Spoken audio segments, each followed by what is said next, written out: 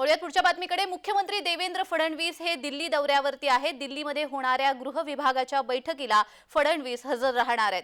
गृह विभागाच्या बैठकीनंतर फडणवीस सपत्नीक प्रयागराजसाठी रवाना होणार आहेत।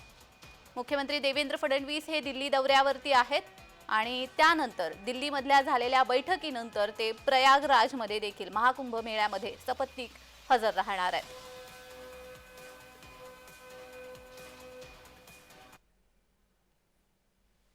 या संदर्भातला अधिकचा तपशील पाहूयात।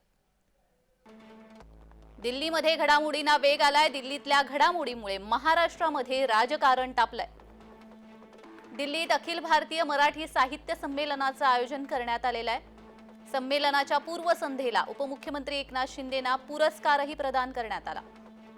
शरद पवार यांच्या हस्ते शिंदेंना हा पुरस्कार प्रदान करण्यात आला। पवारांकडून एकनाथ शिंदे यांचं कौतुक झालं, त्यामुळे ठाकरे गटाने नाराजी व्यक्त केली।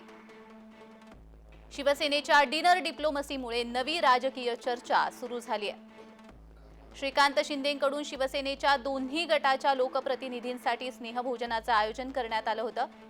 केंद्रीय मंत्री प्रतापराव जाधवांच्या स्नेहभोजनाला ठाकरे गटाच्या 3 खासदारांनी हजेरी लावली। युवासेना प्रमुख आदित्य ठाकरेंकडून या खासदारांना तंबी देण्यात आली। स्नेहभोजनाच्या निमित्तानं शिवसेनेच्या ऑपरेशन टायगरला जोर आल्याची चर्चा आहे।